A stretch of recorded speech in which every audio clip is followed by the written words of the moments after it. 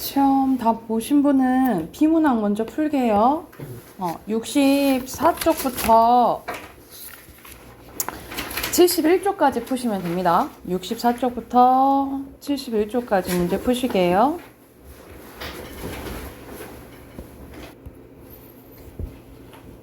같이 한번 봐볼까요?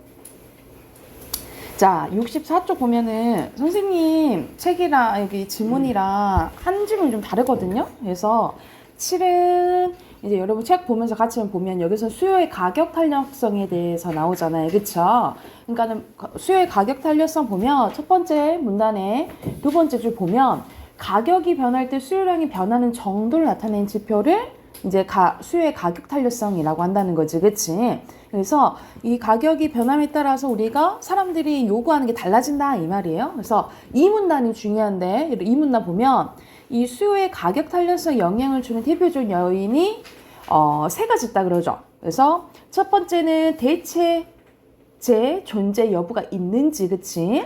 그리고 두 번째는 필요성의 정도죠. 그래서 대체로 필수재 요 수요의 탄력성은 대체로 비탄력적인데 사치재의 탄력성은 대체적으로 탄력적이다 이렇게 보는 거죠.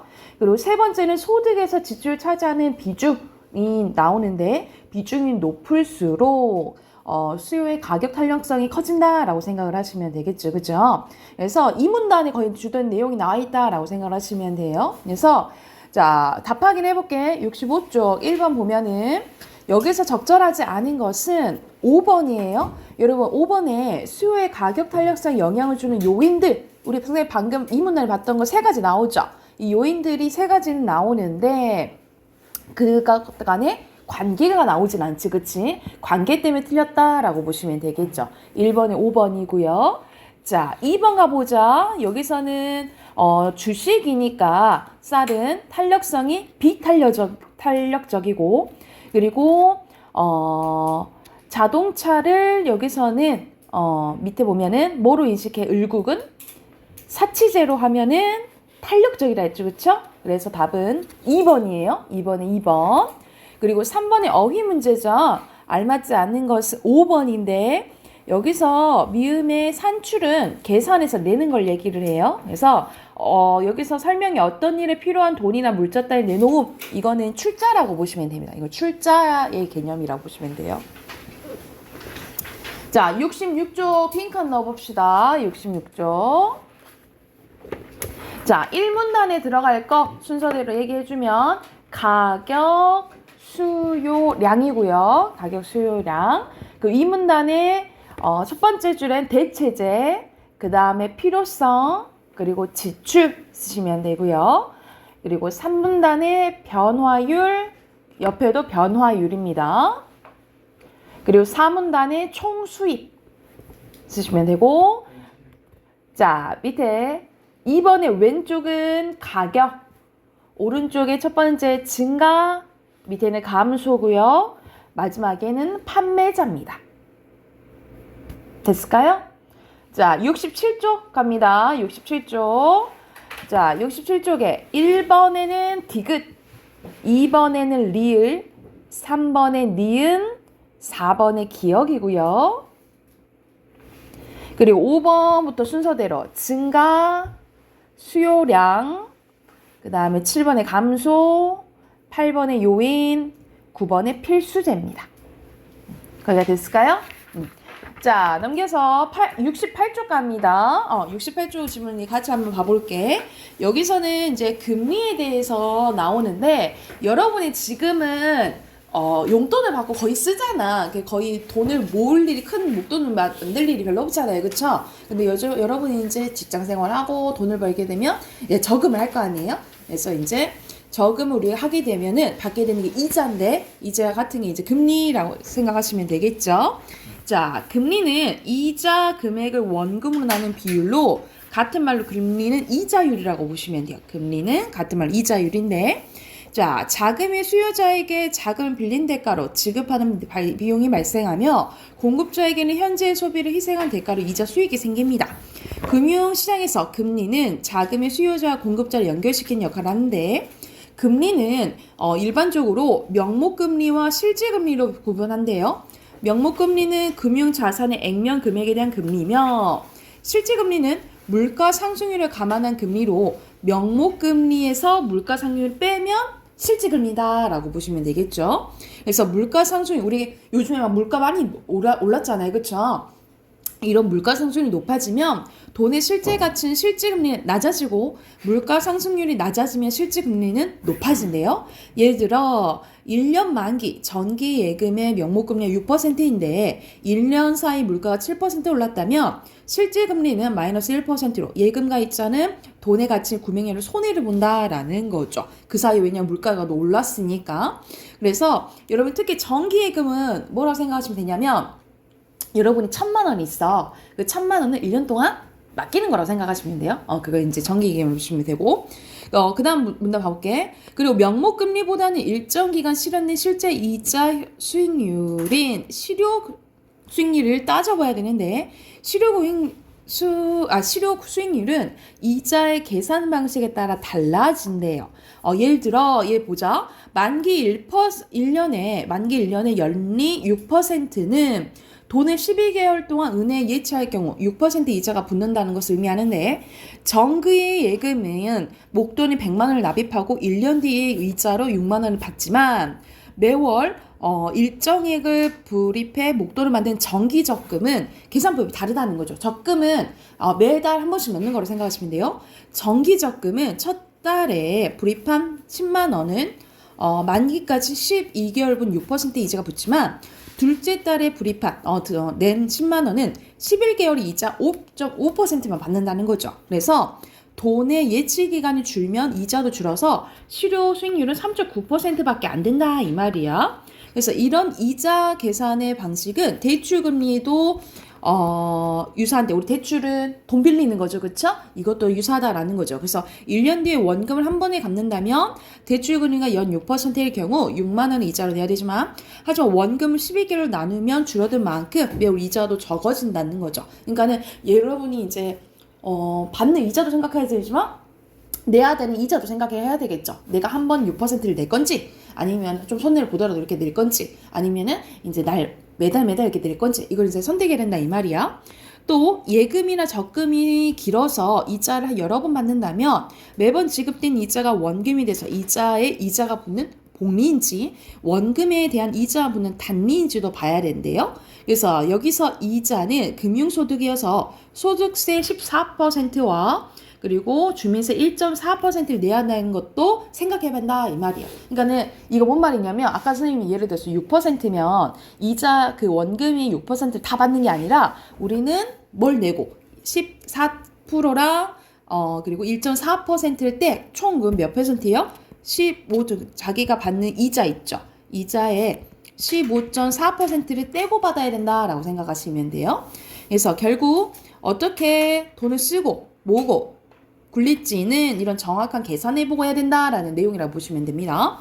1번에 답하기를 해볼게요. 1번에 알맞지 않은 거 여기서 알맞지 않은 것은 2번이죠. 금융자산 액면 금액이 아니라 어디서 빼야 된다 그랬어? 명목금리에서 뺀다 했죠? 명목금리에서 물가 상승률을 빼는 게 실질금리라고 했어요. 명목금리가 이거 아니에요? 금융자산의 액면 금액에 대한 금리. 명목금리요? 근데 명목금리가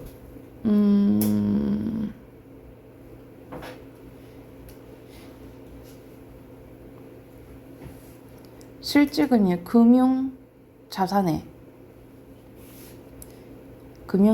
액면 금액에 대한 금리지 금액은 아니잖아요. 금리까지 해야지 명목금리잖아요. 이해됐어요? 자, 그리고 2번에 적절하지 않은 것은 여기서는 5번이에요. 여러분 정기예금은 한 번에 예를 들어 1,000만 원 맡기는 거라 했잖아요. 그치? 그럴 때는 목돈 있을 때겠죠? 정기적금 목돈은 만들 때고요. 바뀌었어요. 2번에 5번이고 자 똑바로 앉아라. 허리 펴고 고개 들어. 자 3번에 자 어휘 문제네요. 바꿔줄 수 없는 것은 2번입니다. 여기서는 용이하다는 무슨 뜻이 아니냐면 약간 이거 사용하기 용이하다, 이게 매우 쉽다 이런 뜻이에요. 근데 다르다랑은 의미가 완전 또 다르죠. 그치? 됐을까요? 자, 넘겨서 빈칸 채워볼게요. 첫 번째 빈칸 원금, 그리고 이 문단에 액면 금액, 그리고 물가 상승률이고요. 그리고 4문단에 실효 수익률, 그리고 5문단에 금리입니다. 자, 여기서는 금리에 대한 정확한 이해와 계산이 필요한 이유는 마지막 문제에 나와 있죠. 현재의 소비와 미래의 소비를 결정하는 중요한 뭐가 되기 때문이에요? 기준이 되기 때문이죠. 이렇게 쓰시면 됩니다. 현재 소비와 미래의 소비를 결정하는 중요한 기준이기 때문이다 라고 보시면 되고요. 밑에 또 빈칸 넣으면 이자, 그리고 만기, 그리고 원금, 이자입니다.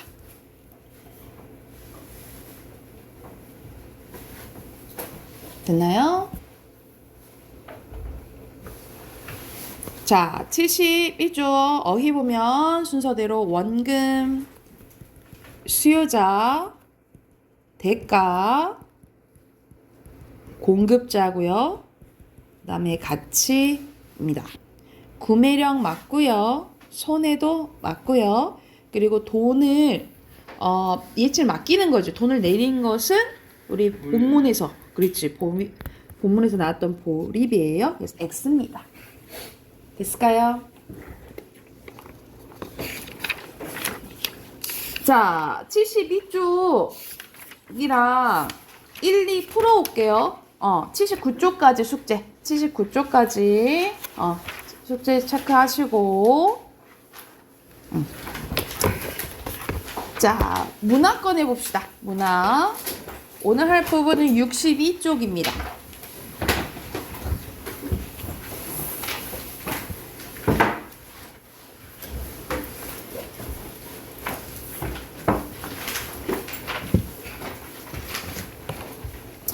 자, 62쪽 보면은 한번 우리가 전 교재에서 한번 했었던 건데 기억하는 친구도 있고 아는 친구도 있었겠지만 염상 수업의 3대라는 작품이에요. 그러니까 말 그대로 3대가 나오겠지, 그치? 그래서 할아버지, 그 아들, 그리고 손자 이렇게 이게 나오는데 자, 손자 이름이 이제 덕기입니다. 덕기가 이제 방학을 맞아 귀국을 하게 되는데 일본에 유학하다가 귀국을 하게 돼요. 자, 그런데 여기서 이제 문제는 조이간이랑 할아버지가 조이간이고 그리고 그의 아들이 조상훈인데 이 조이간이랑 조상훈은 사이가 별로 좋지가 않아요. 그래서 조이간이 결과적으로 누구한테 재산을 물려주냐면 조덕기, 그러니까는 손자한테 이제 그 재산을 물려주는데 말 그대로 이제 상훈이 이제 자기는 못 받았잖아. 자기가 원래 받아야 되는데 자기를 건너뛰고 자기 아들한테 이제 재산이 갔잖아요. 그거에 대한 이제 욕심을 부리다 갈등을 이제 빚는 이야기라고 생각을 하시면 돼요. 그래서 여기서는 그 갈등 위주로 나온다라고 생각을 하시면 됩니다. 그래서 본문 바로 한번 봐볼게요. 자, 64쪽으로 합니다. 그래서 64쪽 보면 자, 돈 주고 양반을 사. 이것은 상훈에게는 일종의 굴욕이었다라는 거예요. 그러니까 이게 여기서는 조이간, 조상훈, 조덕기 이렇게 생각을 하시면 돼요. 그래서 상훈이 아버지가 돈 주고 양반을 산다. 우리 족보라고 하죠. 그쵸? 이 족보를 이제 사는 것에 대해서 일정한 조금 굴욕적인 것을 생각한다. 이것 때문에 이제 갈등을 빚어요. 그러나 조이간으로서 생각하면 이때껏 자기가 쓴 돈은 자기 부친이 물려준 천냥에서 범용한 것이 아니라 자수로 더 늘린 속으로 쓴 것이냐 그리 아깝지 않고 선고의 혼령에 대해서 떳떳하고 자긍하는 것이다. 그러니까 조이간은 내가 물려받은 돈으로 한 게 아니고 내가 번 돈으로 내가 이렇게 한다는데 뭔 상관이냐 이렇게 생각을 하는 거지. 그래서 여기서는 조이간 이렇게 나오면서 인물의 심리가 다 나오잖아요. 그렇죠? 그래서 여기서 시점은 전지적 작가 시점이라고 보시면 돼요. 정지 작가 시점이고. 자, 저 잘나면 부조의 추중도 하게 되는 것인데 있는 좀 들여서 양반이 되기로 남이 웃는 세로에 그야말로 이현 부모가 아닌가 하는 요량이다라는 거죠.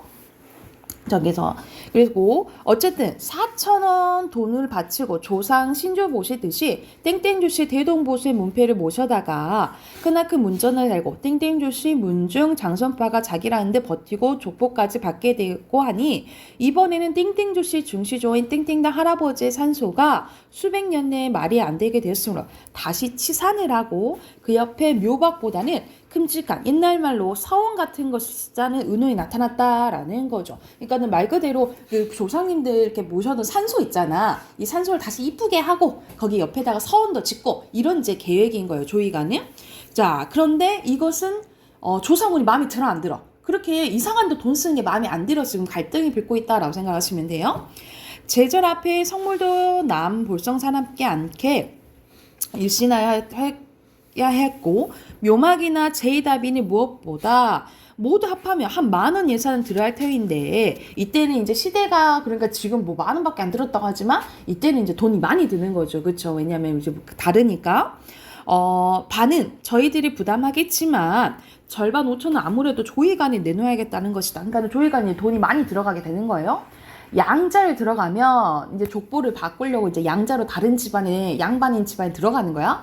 재산 상속을 받을 권리도 있지만 없는 양보면야 벌어서 봉양할 의무도 지는 것이다. 조씨의 문중에 돈 낼 만한 사람이 없고 또 버리지 않았으면 모르거니와 버린 일 바에야 시종이 여의라서 깡그러뜨려야 할 일이다. 그러나 5,000원은 저희가 분담한데야 그것은 이 영감에게도 울거내려는 믿기로 하는 헛말인 물론이고 이 영감이 내놓은 5,000원에서 뜯어먹으려 안 했으면 다행이나 원체가 뜯어먹지 않은 노릇은 다행이며 더 말할 것도 없는 일. 어쨌든 문놈이 드나들고 굽실굽실거리고 노영감을 수셔대긴 하지만 아무래도 못하겠다는 말이 입에 안이 나와서 여기서는 억지로 계속해서 안 할 수는 없고 하신다고 하니까 기억에는 어떤 내용이 들어가야 되냐면 억지로 이런 내용이 들어가야 되는 거야. 억지로 추수나하며 내년 봄쯤 어떻게 해보자고 밀어 나오는 판이다. 내년 봄이래야 음력 설만 세면 석 달이 못 가서 한식이라는 거죠. 이 영감이 제 신임을 얻고 있는 창원 일을 앞장 세우고 요새는 부쩍 조르고 다니는 것은 어서 급격히 착수할 준비를 해서 한식 차례에 잡수게 하고 이눌러 일을 시작하자는 것이다. 얼른 이제 한식이 되면 이 일을 얼른 이렇게 진행을 해야지 이렇게 생각했다 이 말이야.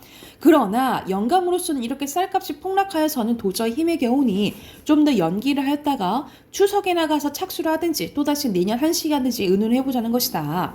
영감도 결정코 어수룩한 사람은 아닌데 어수룩이라니 거의 후반생에는 상가지와 주판도 늙은 사람이다. 속으로는 쭈루루 소리가 나면서 천냥만냥 판으로 돌아다니거나 있는 집 사람 구석에서 바둑으로 세월을 보내는 조가의 떨거지들이 다른 수단으로 이 영감의 주머니끈을 풀게 할 도리가 없으니까 족보를 앞장 세우고 삼고 국관 바람에 조춤조춤 쓰기 시작한 것이 3,000원 그리고 4,000원 되니 할아버지 앞장서서 5,000 논례가 나온 것이다. 원래 5,000원을 부른 사람도 그만큼 불러야 3, 4천을 울거내려 하는 것이요. 조이가는 5천원의 반절은 아무래도 또 털리는 것이라고 생각하고 있는 것이다. 그것도 죽을 날 얄팍해서 가니까 땡땡조씨 문중에서 자기가 둘째 중시조나 되는 셈 치고 이 세상에 남겨놓고 가는 기념사위라 생각도 없지 해서 해본다 이 말이야. 그러니까 여기서는 조금 말투가 어렵죠. 좀 예스러워서 조금 무슨 말인지 잘 모르겠지, 그치? 근데 여기까지 뭔 내용이냐면 자 여기서는 다 옆에서 주위 사람들에서 조이가 돈이 많아요. 돈이 많으니까 돈을 막 이제 쓰게끔 만들려고 옆에서 하는 거야. 그래서 자기가 이제 주위 사람들이 조금씩 내놔라 해서 어쩔 수 없이 쓰는 거긴 한데 마지막에 뭐라고 그래? 그래도 내가 조금 중심 내가 어차피 나도 조상이 되고 우리 집안 거니까 그래도 해야지 라고 생각하는 부분이라고 생각을 하시면 돼요. 자 그런데 조상우 입장에서는 자기 아버지가 이상한데 돈을 쓰는 것이 마음에 안 드는 거야. 그리고 주위에 막 푸시하는 사람들 있죠. 돈 이렇게 합시다 라고 하는 사람이 많으니까 그것도 마음에 안 든다라고 생각하시면 돼요. 그래서 66쪽으로 가볼게. 자, 4,000원이나 돈이 드는 줄 모르게 드린 것을 속으로 앓고 또 2% 또 쓸 걱정을 하는 반에 애를 써 놓으니라 해서 자식부터라도 그따위 소리 하는 것이 귀에 들어오니 이래저래 화가 더 난다라는 거죠. 게다가 원래 못마땅한 자식이요. 또 원래 오늘은 친기라 제사 반대하는 꾼을 보니까 왜냐면 가만히 있어서 무슨 야단인지 날 줄은 누구나 짐작했지만 마침 거리가 좋아야 야단에게 호되가 아닌 것이다. 그러니까 여기서는 이제 조상훈이 뭐라고 막 하니까 저 사람 뭐라고 하니까 조이관이 지금 화가 난 상황이라 생각하시면 돼요. 아니에요. 그런 말씀 아니에요. 아저씨가 잘못 들으셨나 봅니다. 하고 창훈이 속으로 시원하다 하면서 인사치레로 얘기를 했다라는 거죠. 그래서 여기서는 창훈은 여기서는 상훈의 약간 친척이라고 보시면 되는데 일부러 말리는 척 하면서 속으로는 시원하다. 아이고 이제 뭐지? 쌤통이다. 이렇게 생각하는 부분이라고 보시면 돼요. 그래서 잘못 듣다니 내가 이롱증이 있단 말이야. 그만은 두세요. 상훈이도 좀 달리 그랬겠습니까? 이 전황의 똥에 꿈쩍하면 돈이니까 그걸 걱정해서 하는 것이지요. 하고 창훈이는 이렇게 또 상훈의 말을 이제 대변해줬다 이 말이야. 그러나 상훈으로서 때리는 사람보다 말리는 놈이 더 미웠대. 우리가 그러잖아요. 시어머니보다 시누이가 더 밉다 하잖아 말리는. 그래서 이 상훈이는 조금 꼴보기 싫었던 거죠. 누가 돈 쓰는 걸 아랑곳 하였나? 누가 저더러 돈을 쓰라니 걱정인가? 내 돈 가지고 내가 쓰는데 하면서 여기서는 이제 조이관과 상훈의 갈등이 일어난다라고 보시면 되겠죠. 그래서 외적 갈등이 일어난다라고 생각하시면 돼요. 아버지 하시는 일에 조금 뜸해서 부친이 쌈지를 풀어서 담배를 담는 동안 상훈이는 뭘 하냐면 돈을 쓰신다고만 하는 게 아닙니다만 어쨌든 공연한 일에 만들어내는 사람들이 첫째 잘못이다 이 말이야. 그러니까 옆에서 아까 선생님이 막 푸시하는 사람들이 있다 했잖아요. 그치? 그 사람들이 문제다라고 이제 조상훈은 얘기하는 거죠. 뭐 어째 공연한 일이냐 말이냐. 아니 대동보수만 하더라도 족보 한 길에 50원씩 메었다니 그 50원씩을 꼭꼭 수봉하면 무엇하자고 3, 4천이 가위로 들겠습니까? 아니 그 족보하는데 50원씩 든다는데 왜 추가적으로 이렇게 3, 4천으로 돈이 너무 많이 들어가는 거 아닙니까? 라고 얘기를 하는 거예요. 3, 4천을 누가 3, 4천을 썼다든 영감은 아들의 말이 옳다고는 생각했대. 손으로 인정해. 그래 맞아. 추가적으로 돈 많이 들긴 했어. 그런데 겉으로는 근데 실상 3, 4천이란 돈이 족보 박는데 직접 들어간 것이 아니라 땡땡조씨의 무한 집에 개통을 이어서 일문일족에 끼우려 한즉 군 식구가 늘면 양반의 중국을 물거질까 보아 반대하는 축들이 많으니까 그 입을 씻기 위해서 쓴 것이다 라는 거죠. 그러니까 이게 뭔 말이냐면 예를 들어서 똑같은 조씨여도 이 양반 조씨로 이 족보를 이제 넣는 거예요. 근데 당연히 여기 있는 집안은 다른 군 식구가 들어오는데 좋다고 하겠어? 싫다고 했겠잖아. 그치? 그런 사람들의 입막음으로 돈이 더 들어갔다라고 얘기를 하는 거야. 그렇기 때문에 마치 남봉자식의 남봉핀 돈 액수를 줄이듯이 이 영감도 실상 한 1,000원 썼다고 생각하는 것이죠. 중간에 협잡배는 이런 약정을 저기 울고 쓰는 것이지만 이 영감으로서 성한 돈 가지고 이런 병신구실하기는 처음이라는 거죠. 그냥 얼마나 쓰셨던지요. 저는 그런 돈을 조금 유리하게 쓰셨으면 좋겠다라고 얘기를 하는 거야. 제하자 유구무원이라는 시대는 지났다 하더라도 제하자 유구무원 옆에 뭐라 나 있어? 그러니까 우리 어른들한테는 옳은 소리 못하는 거 있잖아요. 옛날에는 더더욱 어른들한테는 어르신 그런 거 아닙니다 이런 말을 못했다 이 말이야. 근데 그런 시대가 지났다 하더라도 노친 앞이라 말은 공손하지만 속은 달랐다라는 거죠. 이와 관련된 사자성어 옆에 고르시면 이제 되고요. 어떻게 유일하게 쓰란 말이냐.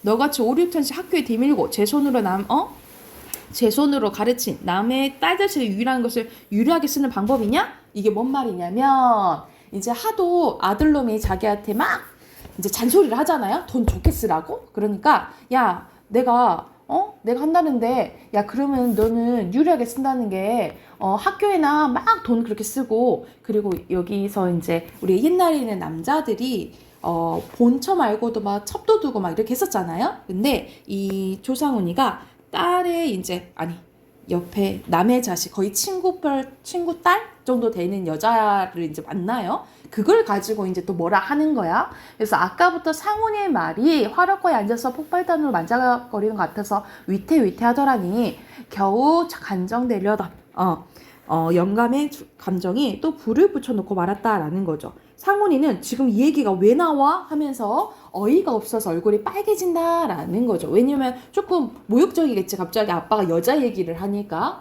그 내용이라고 생각하시면 돼요. 마지막 쪽 봐볼게. 68쪽 갑니다. 자, 아버지께서 또 너무 심한 말씀하십니다만은 어쨌든 세상에 좀 할 일이 많습니까? 교육사업도 있고 이제 교육사업도 있고 도서관 사업도 있고 조선어 자선 편찬하는데 이거는 이제 조상훈이가 관심 있는 분야라고 생각하시면 돼요. 근데 자기 아빠는 어디만 관심 있어? 자기 뭐 족보 살고 이런 거에 대해 관심이 두니까 이게 가치관이 안 맞는 거죠. 상훈이는 조심히 하려니와 길을 누기어서 차근차근 이왕지서 말이 나왔으니 할 말은 다 하겠다는 듯이 말을 이어나가려니까 또 벼락이 내린다라는 거죠.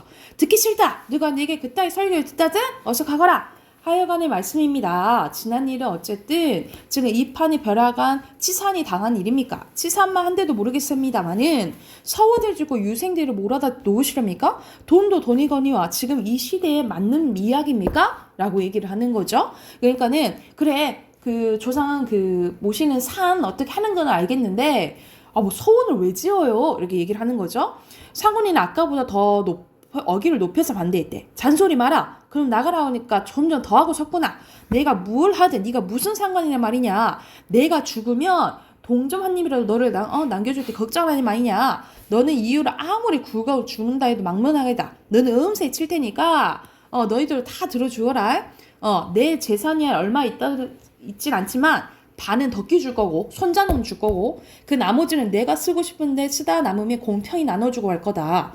공증인을 세우든 변호사를 불러대든 뒤를 깡그리 해놓을 테니까 너는 이제 남된 셈만 쳐라. 내가 죽으면 네 머리를 풀 테냐? 거성을 풀 테냐? 하면서 아예 가족들 있는 데서 대놓고 얘기를 하는 거예요. 너 국물도 없어. 너 안 줘. 이렇게 얘기를 한 부분인 거라 보시면 돼요.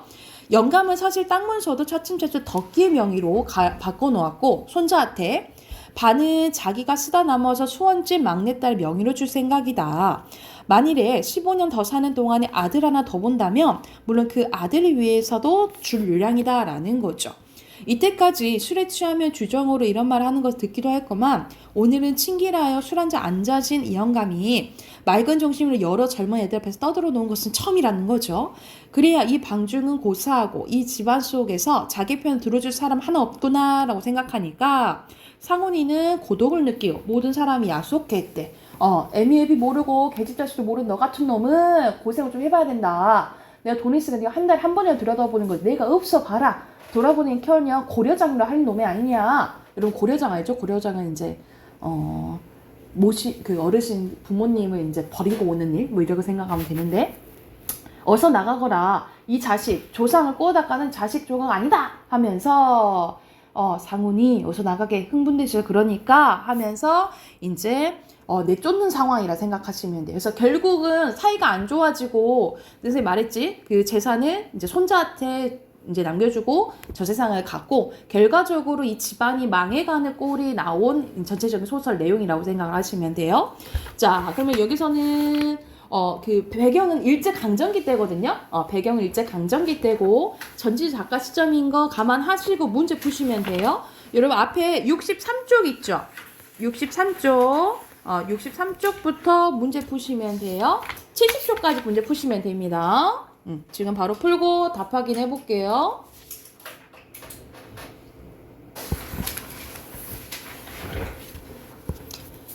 자, 같이 한번 봐봅시다. 63쪽, 63쪽 보면은, 덕기는 사회운동을 한 게 아니죠. 친구가 있지, 그치? 그리고 O 맞고요. 그리고 X, O입니다. XO 쓰시면 되고요. 자, 65쪽 갑니다. 1번에 여기서는 서술상의 특징에서 전질 작가 시점이라 했잖아요. 그치? 그러면 서술사가 밖에 있어야겠죠. 그쵸? 작품 밖. 3번이고요. 자, 2번에 여기서 적절하지 않은 거. 여기서는 다 관점 차이가 있지. 그치? 알맞지 않은 것은 5번입니다. 여기서는 반대하는 거죠. 그쵸? 자, 그리고 3번에 억지로 해야 된다 그런 거잖아. 그치? 네, 억지로 했죠? 3번이고요. 자, 4번 갑니다. 4번에 적절하지 않은 것은 여기서는 상우는 창훈이 꼴보기 싫다 했잖아. 그치? 말리는 신우이처럼 4번은 1번이고요. 자, 5번에 알맞지 않은 것은 여기서는 4번이죠. 여기 4번인데 영감은 이들이 자신의 가문을 높여준다고 해서 기뻐할 걸 생각하겠어요? 아니잖아. 오히려 뭐라고 생각한다 그랬어요? 응? 여기서는 그냥 부추기는 거지, 그치? 조이가 아닌 족보를 만들어도 부추겨서 자신의 이익을 생기려는 사람들이잖아요. 그 기억은. 그쵸? 자, 그리고 6번에 겉과 속이 다른 것은 대표적으로 2번 표리부동입니다.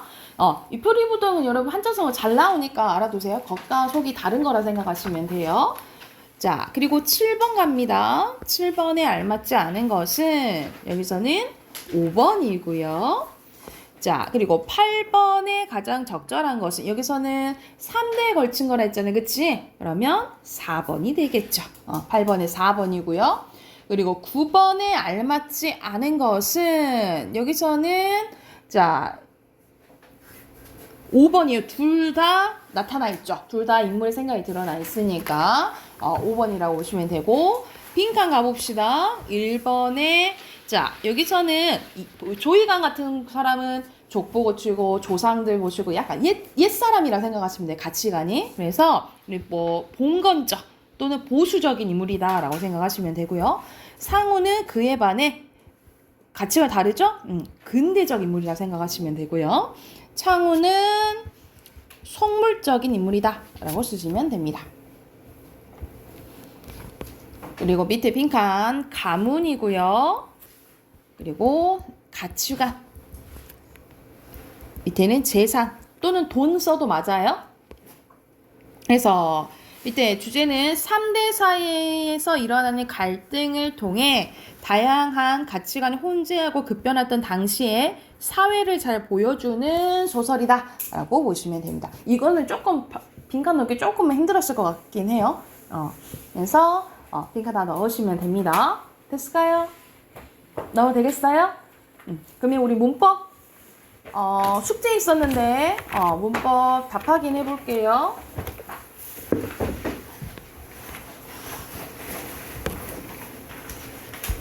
27쪽부터 답 확인해 봅시다.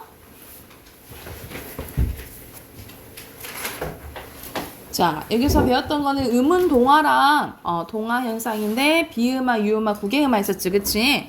자, 순서대로 O, X, X, O고요. 자, 밑에 있는 바로 발음 쓰는 거요. 국물, 비음화 일어나서 걷는, 유음화 일어나서 달림, 그리고 비음화 일어나서 중역, 그리고 구개음화 일어나서 해돋이 이렇게 쓰시면 되겠죠. 그리고 여기서 앞날은 비음화 종노잖아.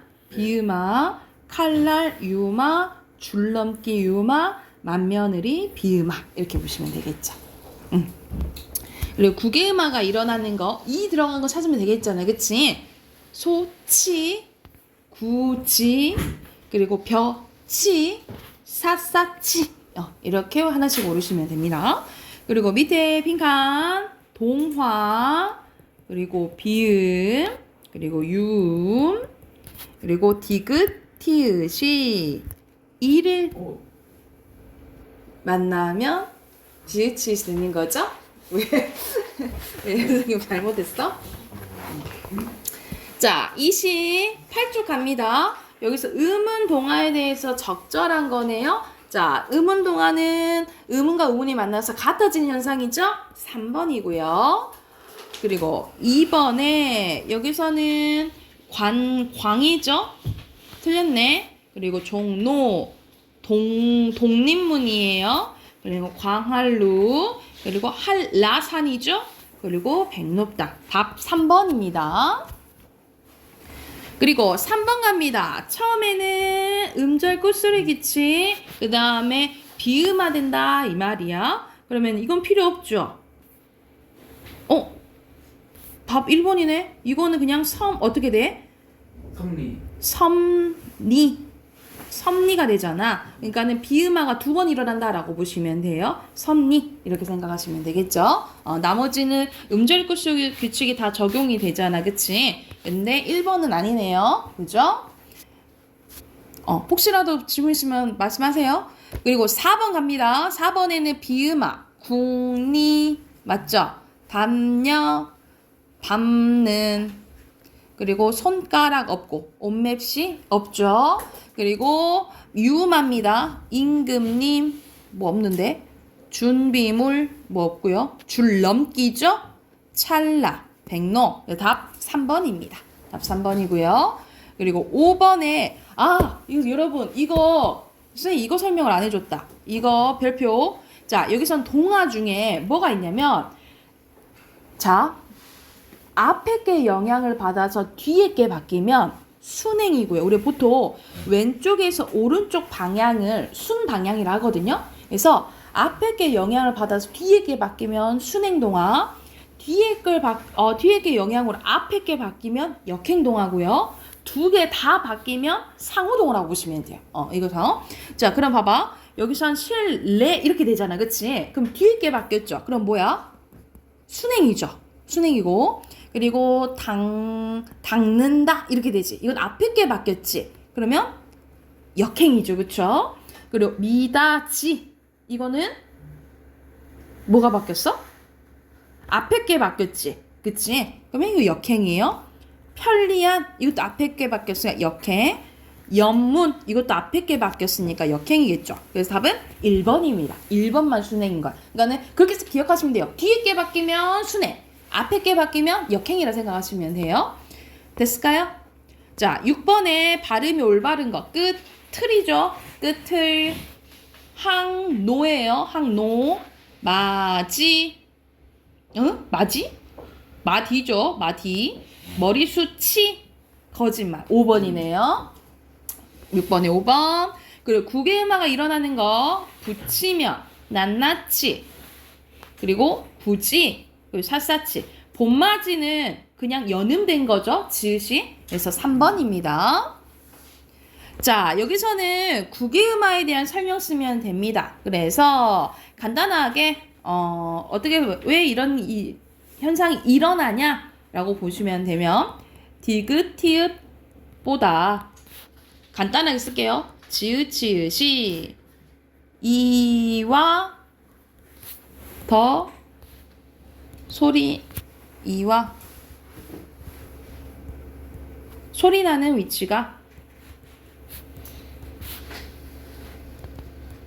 가깝기 때문에 이렇게 쓰시면 되겠죠? 이유 간단하게 이렇게 쓰시면 돼요. 디귿티읕보다 지읒이 이와 소리 나는 위치가 가깝기 때문에 바뀐다 라고 생각하시면 돼요. 왜냐면 선생님이 음운동화 이러한 음운 변동 현상은 다 왜 일어난다 했어? 발음 편하게 하기 위해서 일어난다 했잖아요. 그런 식으로 이렇게 바뀐다 라고 생각하시면 되고요. 자, 9번입니다. 결합했는지 형식 형태 손지 구개음화가 일어나는 거 고르는 거잖아요. 그쵸? 그러면 뭐예요? 여다지랑 가을거지죠? 이렇게 두 개입니다. 이렇게 두 개. 왜냐면 이거는 다 단어니까. 이건 단어로 보니까 이거는 반니랑으로 발음나지? 이렇게 보시면 되고요. 자, 10번입니다. 속과 거치, 그리고 이건 건만 이렇게 발음 나거든요. 그러면 여기서 적절한 것은 4번이 되겠죠. 됐을까요? 자, 뒤로 넘겨봅시다. 자, 우리 앞에서 뭐 했냐면 교체했어요. 여기까지 교체했고, 오늘 할 부분은 선생님 오늘 축약만 잠깐 할게. 축약입니다. 축약은 줄어드는 현상이라고 보시면 돼요. 줄어드는 현상인데 말 그대로 두 의문이 합쳐져서 하나의 의문으로 줄어드는 현상입니다. 그래서 크게 두 가지가 있어요. 자, 자음 축약인데 자음 축약은 기역, 디귿, 비읍, 지읒이 이거 우리 그 문제에서도 나왔었죠. 우리 월말 평가에서도 문제 나왔었지. 기역, 디귿, 비읍, 지읒이 히읗을 만나면 자 각각 어떻게 돼요? 키읔, 티읕, 피읕, 치읓으로 납니다. 그래서 줄어드는 현상입니다. 그래서 뭐 예시 선생님 들면 우리 이거 어떻게 발음나?